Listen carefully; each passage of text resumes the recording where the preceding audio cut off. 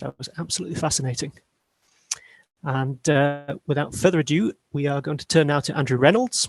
Andrew is currently involved in a 4-year doctoral project looking at selective and reflective deposition in late Bronze Age and Iron Age hoards in Wales and the Marches.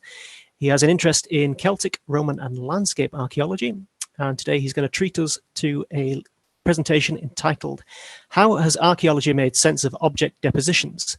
Is there even a distinction between ritual and profane Bronze Age and Iron Age hoards in Wales and the Marches?" So, Andrew, take it away. Oh, thanks, Andrew. That's great. So, good morning, everyone. Croeso, thank you for coming along. So, I'm going to make sure things can run in. Hopefully, we're okay. So, if I begin sharing, let's have a look. We should be up and running. It's just a little bit slow. Sorry about that. There we go. So I'm going to take a little bit of a journey today, I hope. I'm going to run through how has archaeology made sense of object deposition. Is there even a distinction between ritual and profane Bronze Age and Iron Age hoards in Wales and the Marches? So my PhD focuses on that particular area. The Marches, I mean Cheshire, Shropshire, Gloucestershire and Herefordshire, and of course Wales.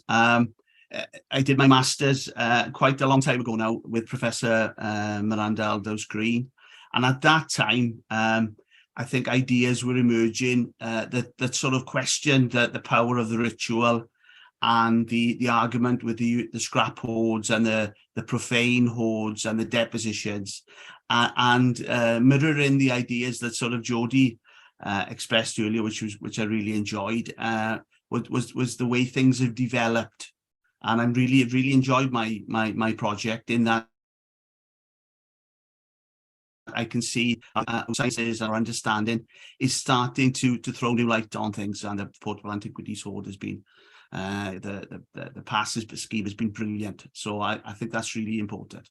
So the first slide I've got up there is Llyn Fawr, which is in South Wales, and initially it was founded in 1911. And there's been a battle about why was the hoard deposited in the lakeside at the top of the Neath Valley, and our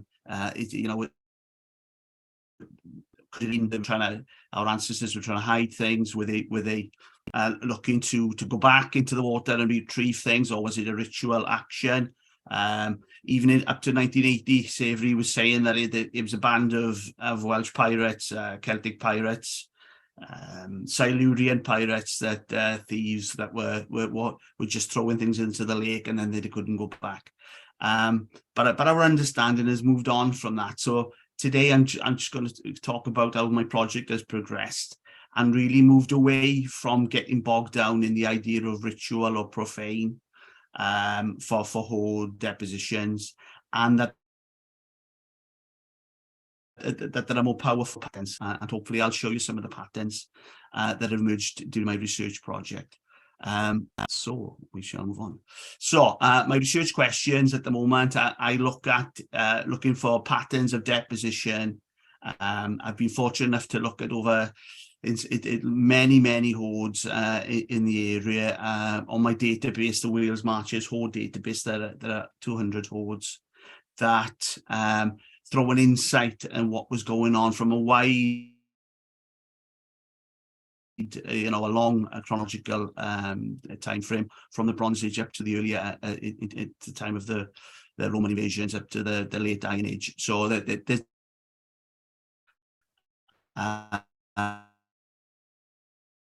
be emerging. I'm going to give you a little bit of insight today, and try and move things away from the idea of ritual and getting bogged down in the ideas about profane.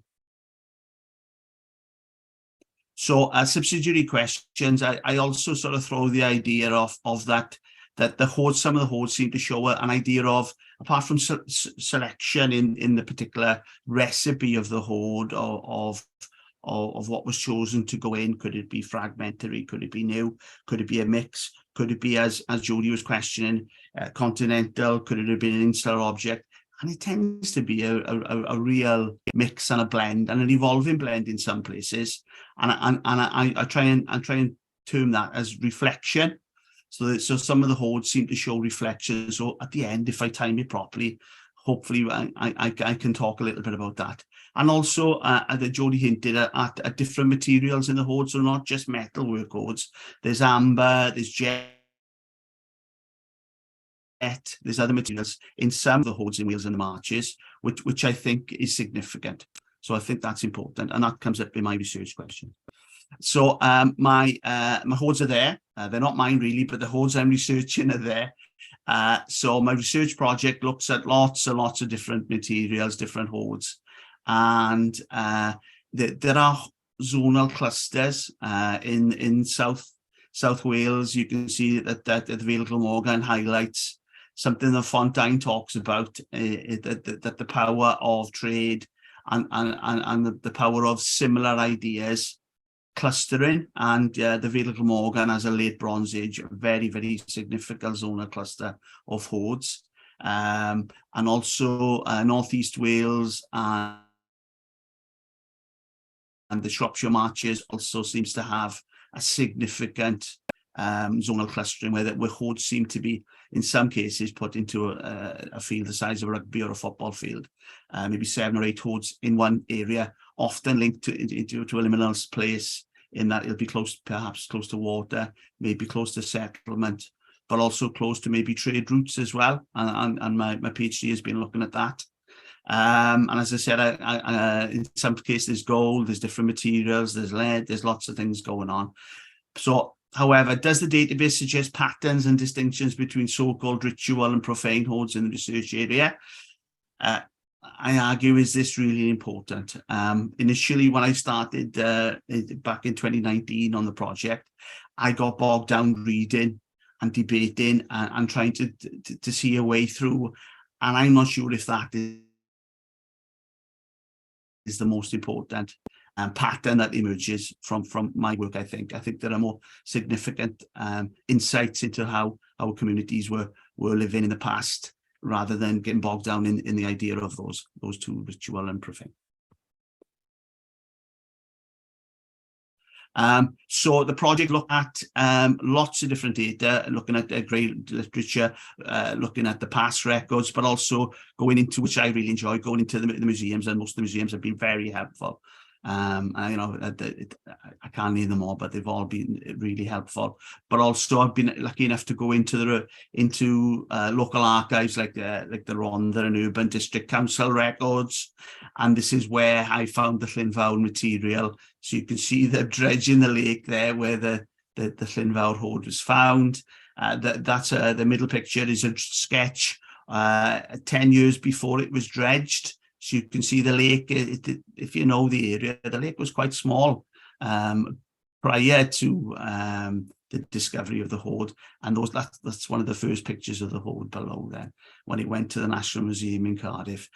And there's a movie in that, really, because the hoard objects are still emerging from private houses, perhaps in Surrey, and they're turning up and going back to the National Museum, coming together where they should have been at the start.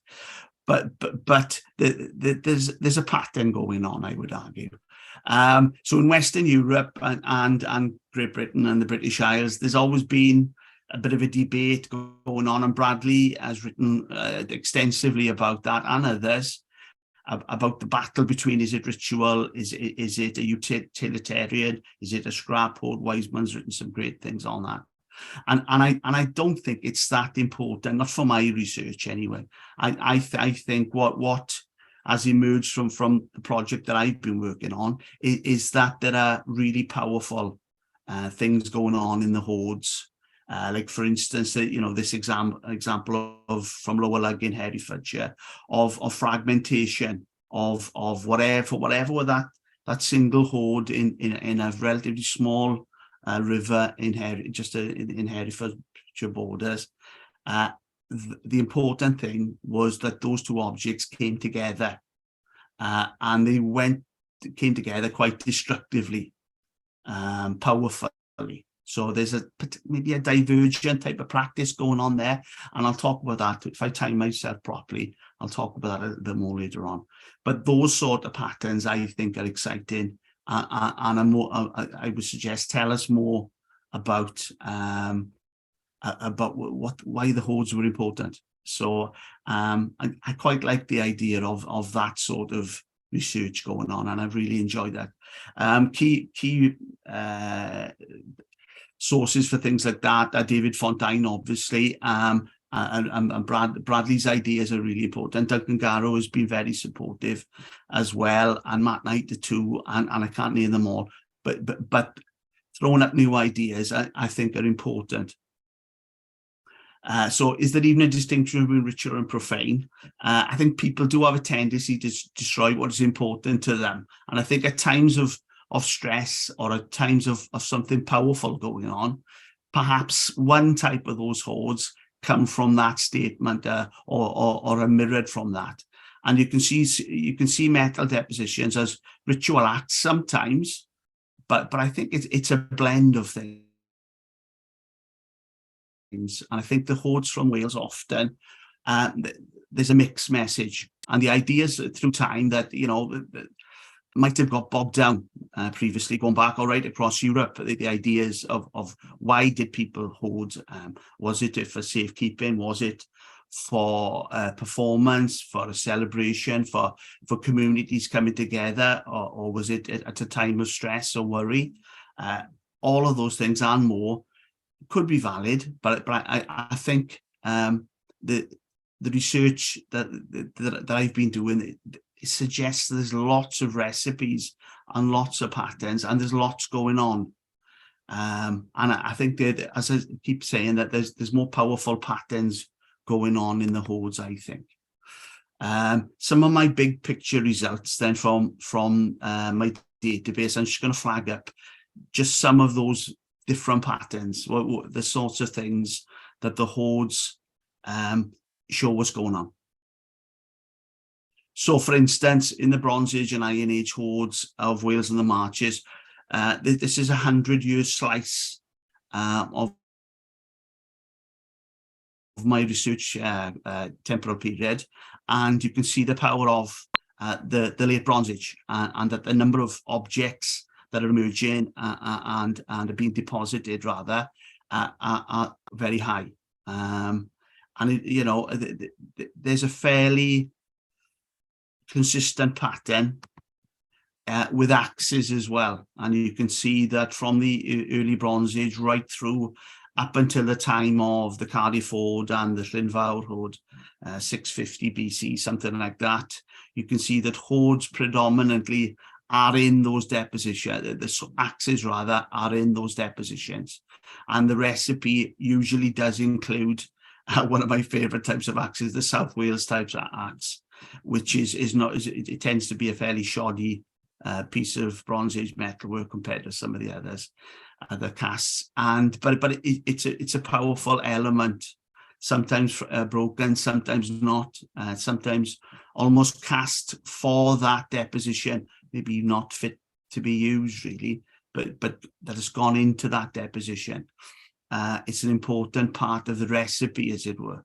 But you might have noticed there, if you look at the 100-year slices of the graph, you can see that the use of axes, when they were so, they dominate almost all of the hoards, something changes. So within Wales and the Marches, the use of axes completely stops at around the time of the Llyn Hoard, the early Iron Age, which I think is interesting.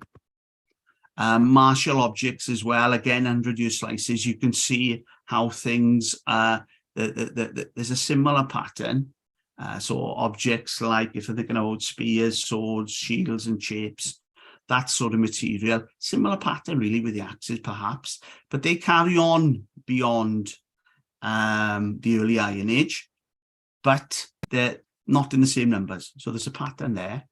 And then when axes seem to be lose the power of the axe in the deposition, you can see that there's a bit of a an evolution in the horse gear, and Jodie was talking about horse gear with Andrew Lamb earlier, and horse gear becomes the key element in the later Wales and the Marches hoards, and you can see them there, that they begin to dominate things like turrets, harness pieces, cheek plates. So some chariot material, but some single horse harnesses, bridle bits, things like that.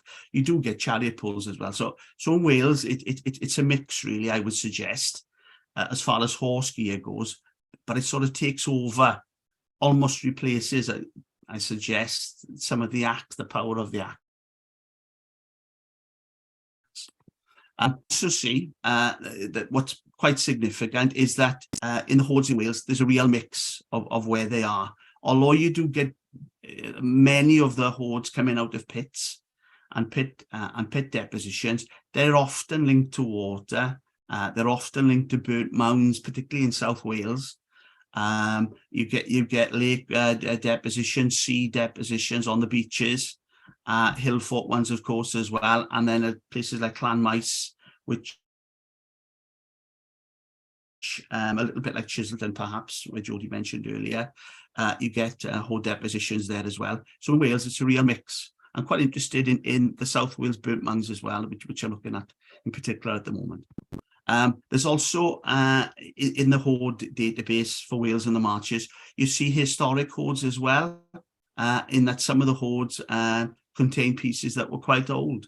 They were older than the other objects when they were perhaps deposited. So maybe an ancient piece going in with it. And I think Llyn Fawr showed a little bit of that, and a number of other hoards show that as well, where maybe our ancestors were keeping collections, were keeping objects, artifacts for a particular purpose, and then they were deposited. The power of that deposition was so much so that historic items needed to go in. So this graph shows that some of the hoards are very old. There's a real spread of time in the objects. Some haven't been used, some are quite old, and some are very old. So apart from the hoard database, part of my research now, and at the moment I'm going through, I've got 15 key hoard sites that I'm looking at in a greater detail, looking at the geographic, looking at the settlement, the sort of location that the hoards we use, persistent places often, each of them, and often a liminal nature. The 15, 16 that I've looked at, mainly because the research information and database is better for those. I focused those with the help of my supervisor, Duncan Garrow, and like Llyn Fawr there, it's a fantastic spot. And when I've looked at Llyn Fawr over the summer at the National Museum in Cardiff, something hasn't been looked at it for whatever reason. The hoard hasn't been looked at, mainly because I've spent on exhibition and it's been on other sites. And I was lucky enough to get my hands on and seen it for about 20 years, Llyn Fawr. And you can see then you've got the great bronze cauldron, but there seems to be fragmentation, a bit of deliberate damage on it that hasn't really been highlighted a lot. Putting axes on the right there, you can see that there's quite significant damage, deliberate damage there. And also being a bit of an archer, not a very good archer. My daughter was European champion in archery, but I'm not much of an archer, but it could be a spearhead or arrowhead damage into the cauldron there, which again is quite significant. If it was you wanted to make a big performance for the hoard to drop down into the water, perhaps with the Hallstatt sea sword, which this cauldron did contain when it was found, to shoot it into the lake, into the water, wouldn't that be a powerful action? And some of the hoards seem to show that, I would suggest. All right, so now, so I would argue that ritual and profane has been an argument of why our ancestors hoarded for a long time. But I think from my study of the Wales and the Marches hoards, you can see a different pattern. And I would suggest that maybe some of the hoards that I've looked at show different things, and a more powerful pattern is, for instance, the Llyn Fawr hoard, which I mentioned just now. There's an emotional element to it. There's the act of the deposition was the powerful thing. If it was the cauldron was sunk by the power of an arrow, or the power of a spear, making a hole in it, especially if it was an old, as both the cauldrons were old ceremonial cauldrons that the communities had had for a long time. I think that's an emotional act, and Cerrig, Bach and a few of the other hoards show a persistent place. They were visited for a long time. Llyn Fawr, I think, is a repeated deposition as well. So I think that's important.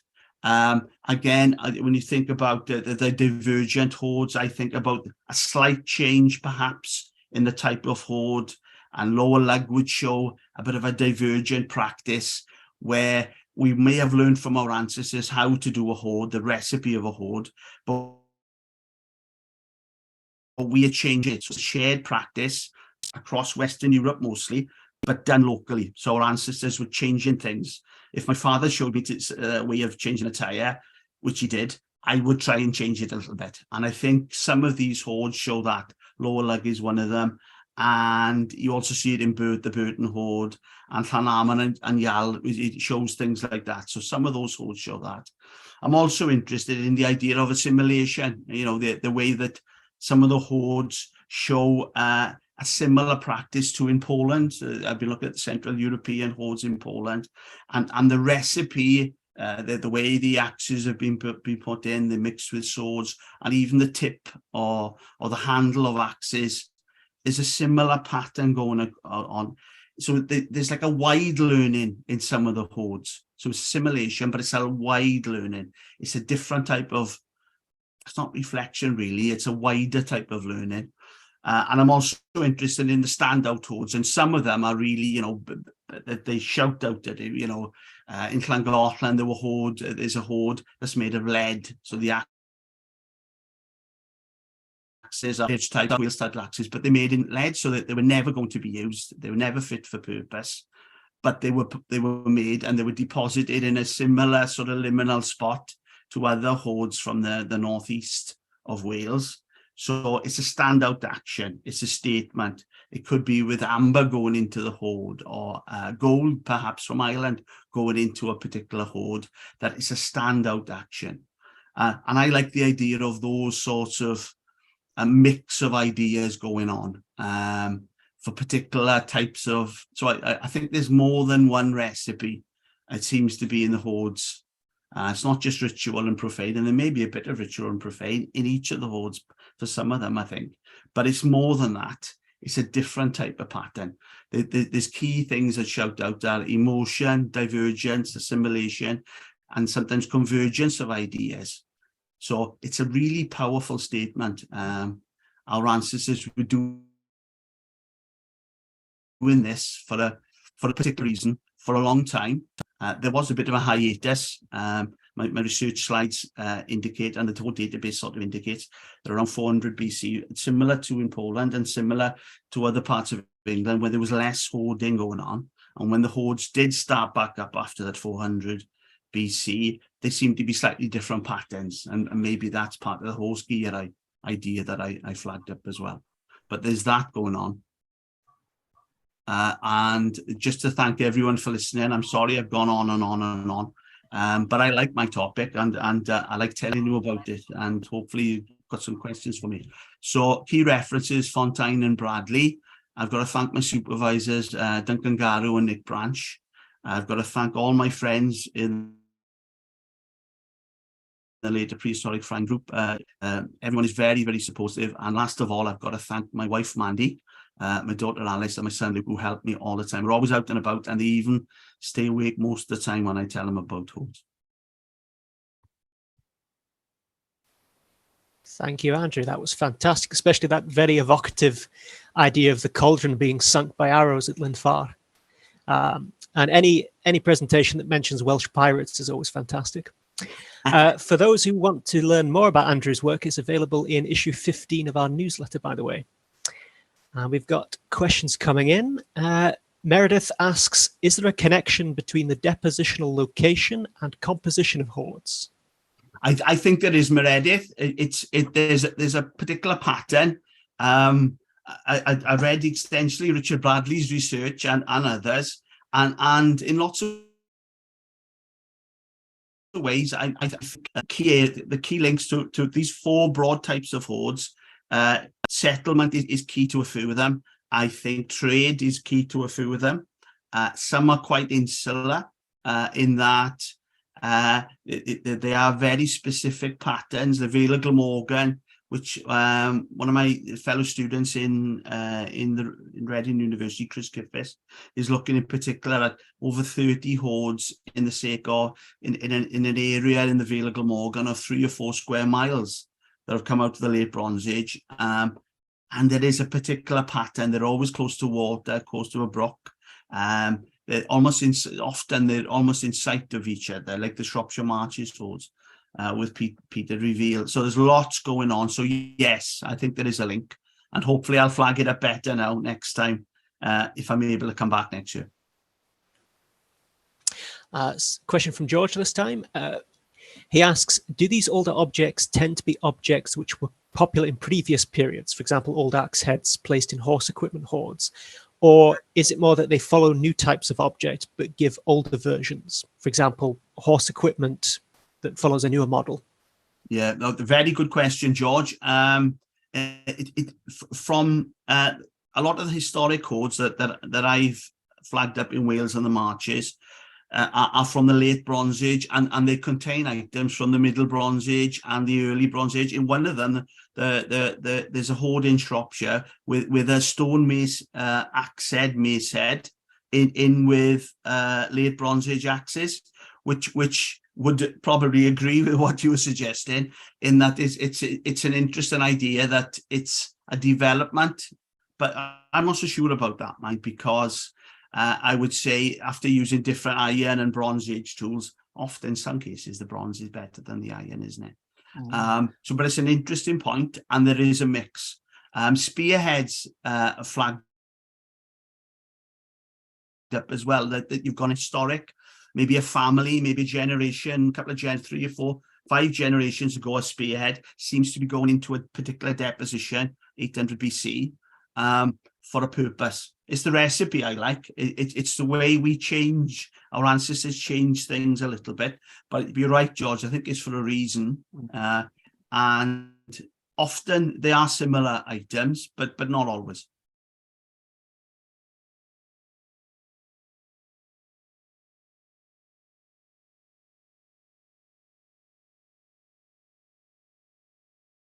Andrew, I lost you.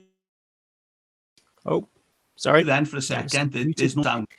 You're back now. You're back. Can you repeat the question, please? Yes, Jody, he loves your idea of reflective hoard clusters and asks if you can expand on that a wee bit.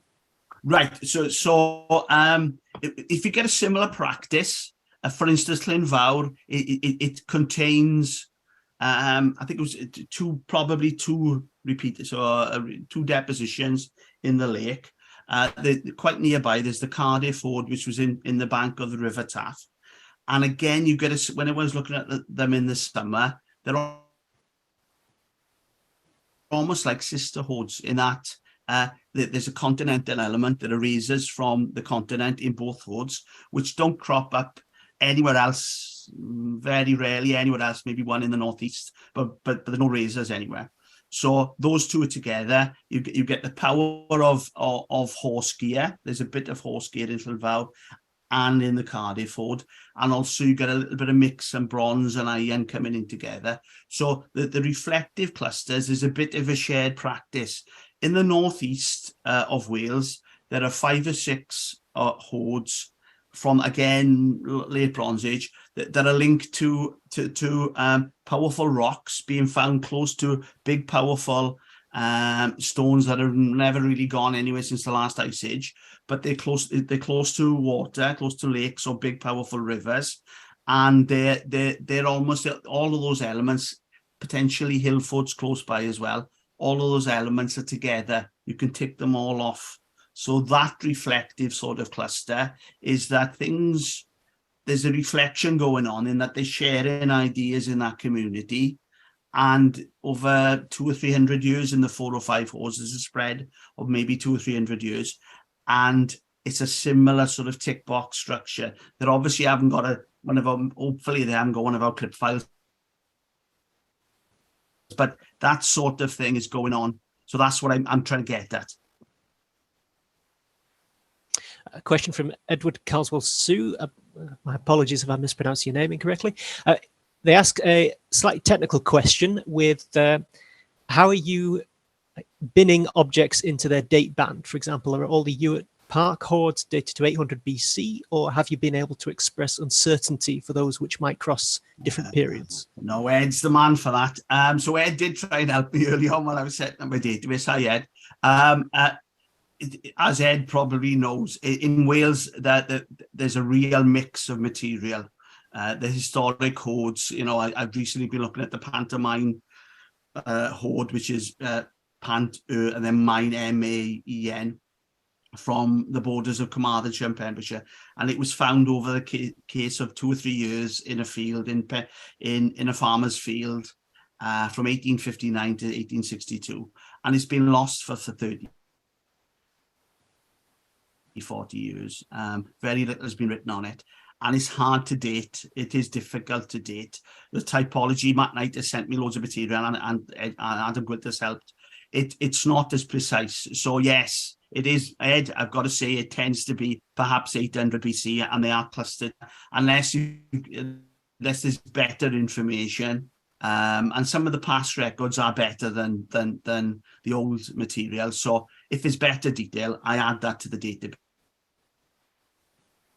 And that is one of the reasons that I'm trying to use my 15, 16 hoards and look at where there's better detail. But I still like the old historic hoard, and I think, revisiting them, going back to them is a powerful thing, because they haven't been looked at for a long, long time, many of them.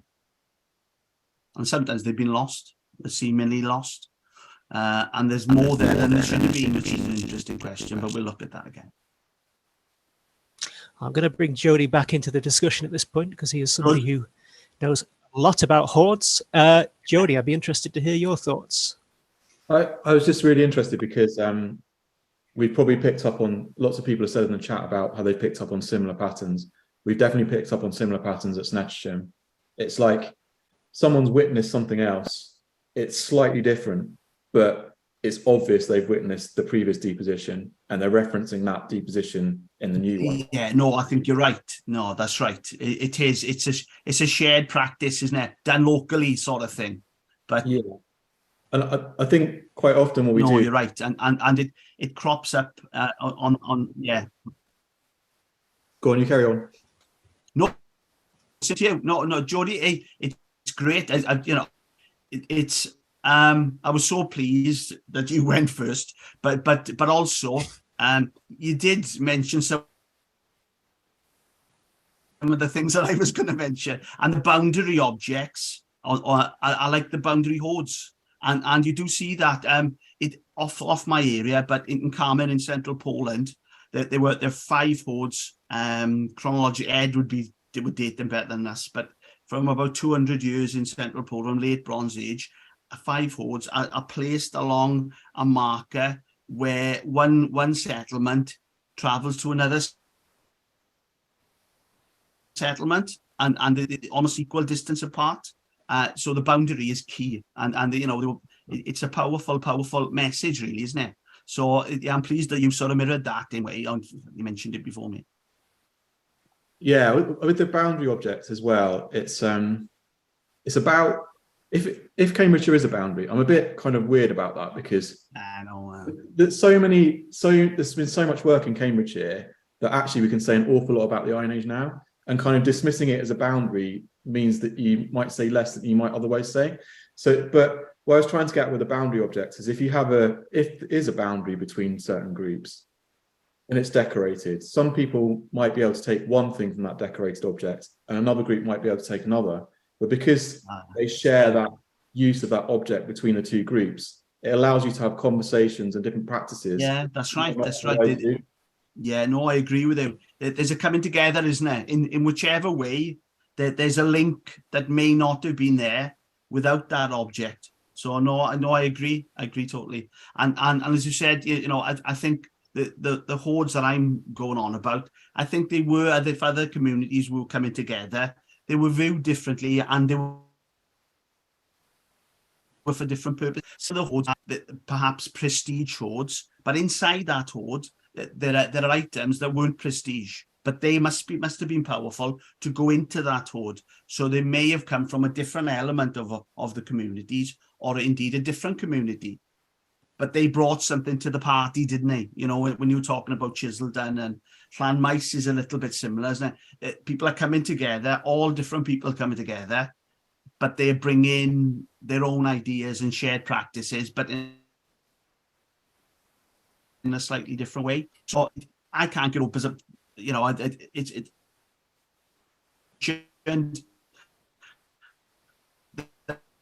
that in newer time you can see ideas evolve, people think in a slightly different way, and all the new developments in archaeology. It's a fantastic time, isn't it? Particularly for our sort of thing. Yeah, I agree. I'm as much an artifact geek as anyone else, but it's really nice for it not to be focusing on what type of artifact it is and all of that kind of stuff and lists of that kind of thing, but actually thinking about what was going on. Yeah, and I think that's what I'm trying to get away with, get away from the ritual and the profane, which Fontijn's trying to do all the time. But yes, but I think there is an element to it, but it's not. I don't think it's the most powerful thing.